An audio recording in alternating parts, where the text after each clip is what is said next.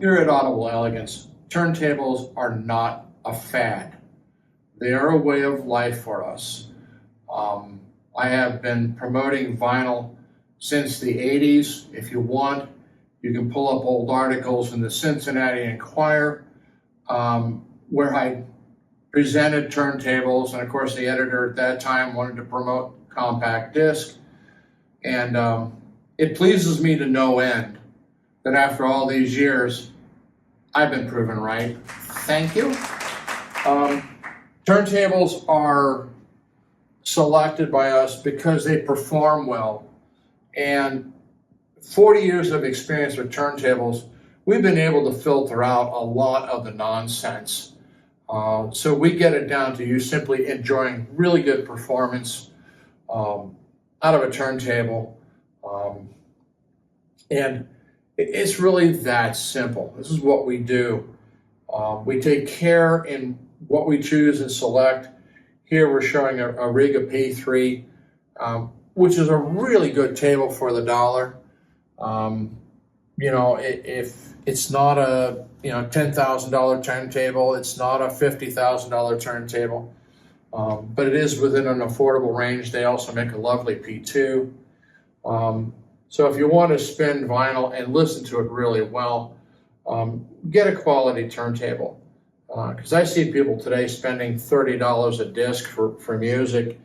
So we got to the point where, once again, the dog's cheap, the food's expensive. That's what we're talking about.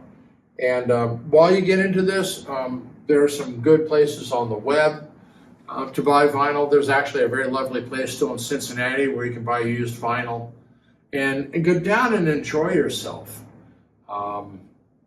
And at least when you're buying some of this older vintage vinyl, you have a better chance of having an earlier series of the master tape or pressing, because some of the newer stuff that's coming out, like $30 a record, which floored me, I guess.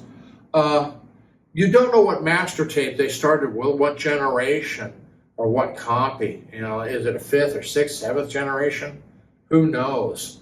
Where the earlier ones, you really came down to what pressing or what the condition of the stamping plate was. And that's a valuable approach to look at things. But we know turntables, we know them backwards and forward. I've worked with all sorts of different brands of turntables from the service side. There's some that I really enjoy. There are some that when I see them come in, I wince because I know they're pretty hard. And then there are some that I don't even understand why they made them. But there they are, and try to do the best I can with it. Used turntables are something you have to be very careful about. I'm actually going to do a video in the coming weeks about how to evaluate a used turntable. There is absolutely no way that I would ever buy a turntable, particularly a used one, on the web without actually seeing what it's all about, because you're talking about precision mechanics. So if you're buying something on the web because, you know, it looks good and whatnot, trust me, like in one brand on Thorns, used turntables, I've only seen one in 25 years where the main bearing of the turntable system, we're talking about this little guy here, is actually of any use. Most of them are shot.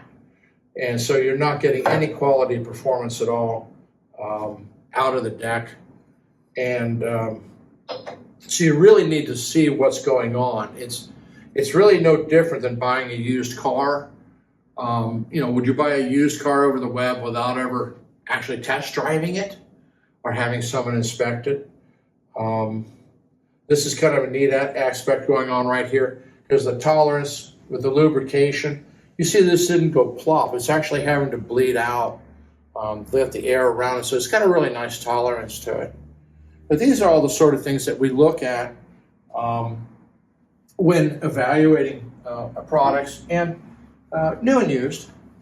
But we know turntables, you know, it's just not another category item for us to pawn off on people. We're serious about turntables, and we know what we're doing.